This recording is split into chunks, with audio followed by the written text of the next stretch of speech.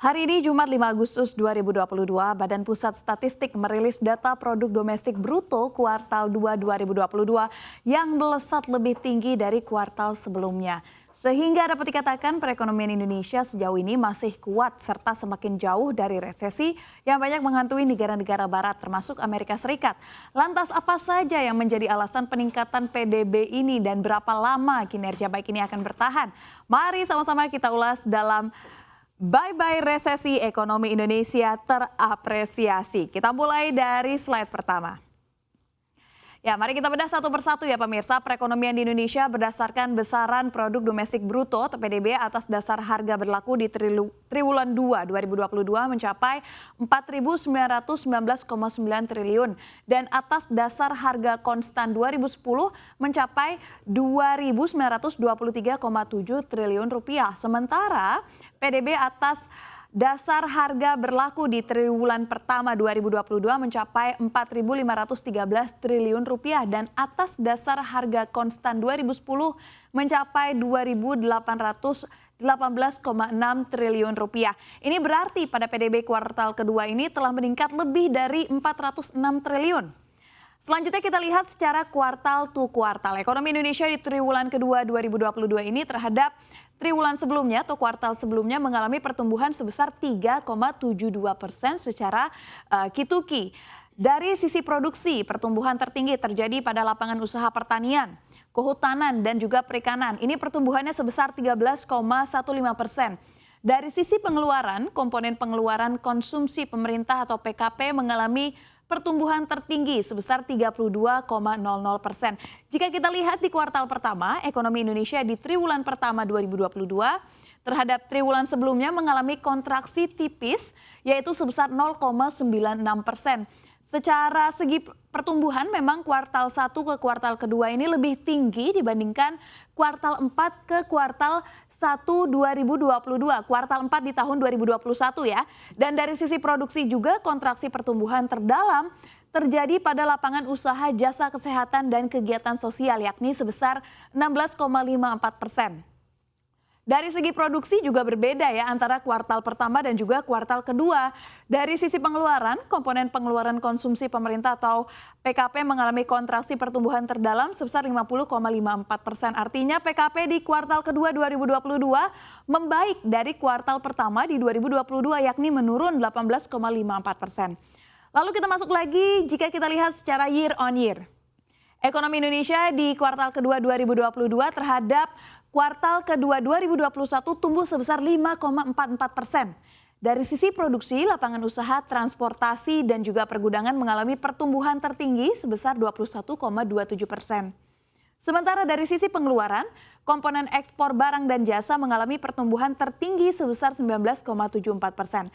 Nah, di kuartal pertama, ekonomi di Indonesia ini kuartal pertama 2022 terhadap kuartal pertama di 2021 tumbuh sebesar 5,01%. Artinya pertumbuhan secara year on year terjadi cukup besar pada di kuartal kedua ini ya. Dari sisi produksi, lapangan usaha, transportasi, dan pergudangan mengalami pertumbuhan tertinggi sebesar 15,79%.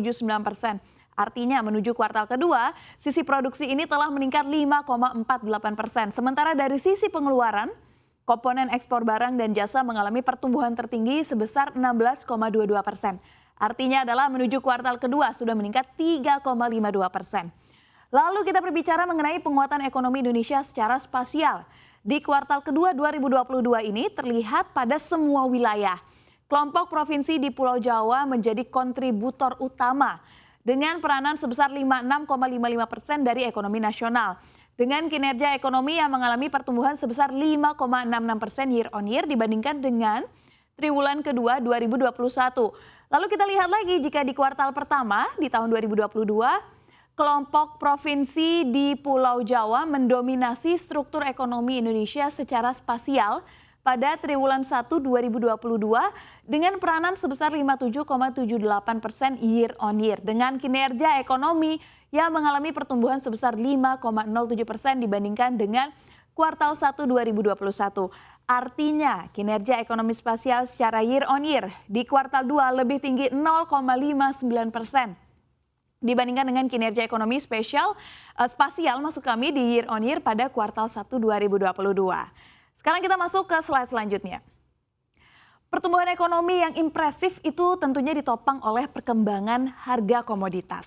Peningkatan harga komoditas menyebabkan Indonesia menikmati surplus neraca perdagangan hingga 15,55 miliar US dollar pada kuartal kedua 2022.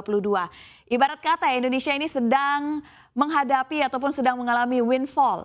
Selain itu, Hari Raya Idul Fitri juga memicu peningkatan konsumsi masyarakat yang merupakan kontributor terbesar dari PDB. Di kuartal 2 lalu, pertumbuhan konsumsi tercatat sebesar 5,51% dengan distribusi ke PDB hingga 51,47%. Selain PDB yang masih tumbuh, harga minyak mentah yang juga terus menurun tentunya membuat resesi semakin jauh. Harga minyak mentah yang tinggi merupakan salah satu faktor utama yang memicu resiko resesi, terutama di negara-negara barat ya. Harga minyak mentah jenis WTI saat ini berada di kisaran 88 US dollar per barel, merosot lebih dari 32% dibandingkan rekor tertinggi dalam 14 tahun terakhir yaitu di angka 130 US dollar per barel yang dicapai pada awal Maret lalu. Ketika harga minyak mentah tinggi, maka harga energi akan meningkat yang memicu terjadinya inflasi. Belum lagi dengan harga gas alam dan batu bara yang ikut meroket. Inflasi energi pun menjadi sangat tinggi. Kini dengan harga minyak mentah yang merosot, tekanan inflasi energi tentunya menjadi berkurang. Indonesia juga akan diuntungkan. Seperti diketahui tingginya harga minyak mentah membuat pemerintah harus menambah subsidi energi agar tidak menaikkan harga bahan bakar minyak jenis Pertalite. Hal tersebut dilakukan agar inflasi tidak meroket di dalam negeri sehingga daya beli masyarakat bisa terjaga. Nah pemirsa, meski demikian apakah artinya kondisi ekonomi Indonesia akan selalu baik? Belum tentu. Kita tetap harus berjaga-jaga akan adanya sentimen global. Nah, kita tengok nih slide selanjutnya. Sejumlah pakar ekonomi menyebutkan bahwa dengan adanya isu geopolitik maka Indonesia bisa diuntungkan. Salah satunya adalah dengan tingginya ekspor. Namun kita tetap perlu waspada pemirsa. Terlebih isu antara Rusia dan Ukraina yang belum usai, kini mimpi buruk juga datang jika kondisi antara China dan Taiwan memanas. Apa yang bisa terjadi jika kondisi Taiwan dan China memanas? Lagi-lagi rantai pasokan global termasuk Indonesia bisa jadi terganggu. Dampak untuk Taiwan saja kini sudah mulai terasa sejak tahun lalu.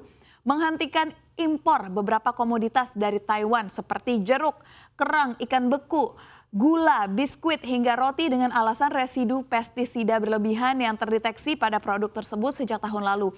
Dan beberapa paket ikan beku yang juga dinyatakan positif virus corona pada bulan Juni. Kini China juga menyetop ekspor pasir alam ke Taiwan sebagai pembalasan atas kunjungan Pelosi. Padahal komoditas ini sangat dibutuhkan Taiwan untuk sektor konstruksinya. Konstruksi dari Taiwan itu sendiri dan China juga memberikan sanksi lanjutan seperti penghentian impor produk manufaktur. Maka ini akan memberikan dampak yang lebih mengerikan lagi dari perang Rusia dan Ukraina.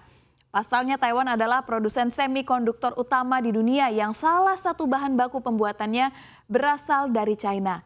Resiko inilah yang paling dikhawatirkan oleh banyak negara termasuk Indonesia. Berdasarkan data dari BPS, ekspor Indonesia ke Taiwan sepanjang tahun lalu mencapai sekitar 6,9 miliar US dollar. Ini didominasi oleh ekspor besi dan juga baja sekitar 2,7 miliar US dollar. Dan bahan bakar, mineral dan juga minyak mencapai 1,8 miliar US dollar. Sementara itu impor Indonesia dari Taiwan pada tahun lalu mencapai 4,35 miliar US dollar. Ini didominasi oleh impor mesin, perlengkapan elektrik yang juga mencapai 1,5 miliar US dollar. Jika benar terjadi pemirsa, maka kondisi saat ini di mana kita sudah mulai merasakan kelangkaan pasokan dari chip semikonduktor bisa terekskalasi dan semakin buruk. Ini membuat penjualan mobil di Indonesia ataupun dalam negeri tertekan dan efeknya jauh lebih bahaya dibandingkan perang Ukraina. Selain itu, dampak dari ketegangan China dan juga Taiwan akan sama seperti Rusia dan Ukraina, yakni kenaikan harga komoditas. Jika dampak ini benar terjadi, maka harga komoditas yang saat ini sudah melambung tinggi akan terbang lagi lebih tinggi. Dan hal ini tentu akan makin memperburuk situasi perekonomian dunia termasuk Indonesia. Dan dampak ini juga akan berdampak lagi pada inflasi di negara-negara utama seperti Amerika Serikat dan juga Inggris yang bakal terbang lebih tinggi lagi dari kondisi saat ini. Dan kembali lagi ya pemirsa, harga rupiah terhadap dolar Amerika Serikat bisa semakin tak menentu, suku bunga Indonesia juga bisa makin ikut menjulang, cadangan devisa berpotensi melemah, dan bukan tidak mungkin bisa membawa Indonesia jadi semakin dekat dengan jurang resesi. Jadi memang kaitannya saling berkorelasi satu dengan yang lainnya ya pemirsa ya. Dan secara umum suatu negara ini dapat dikatakan mengalami resesi ketika PDB mengalami kontraksi dalam 2 kuartal beruntun secara tahunan. Dengan PDB Indonesia yang masih tumbuh bahkan lebih tinggi lagi, resesi tentunya semakin jauh dari tanah air. Namun seperti yang saya sampaikan bahwa apakah boleh kita berbahagia dengan kondisi ekonomi kuartal 2 2022? Silahkan. Tetapi isu geopolitik dan sentimen global kita tidak hiraukan? Ya jangan. Kestabilan kondisi ekonomi global sangat mempengaruhi kondisi Indonesia. Semoga saja dengan adanya beragam isu yang tak terelakkan justru bisa membawa dampak baik bagi Indonesia yang berkelanjutan.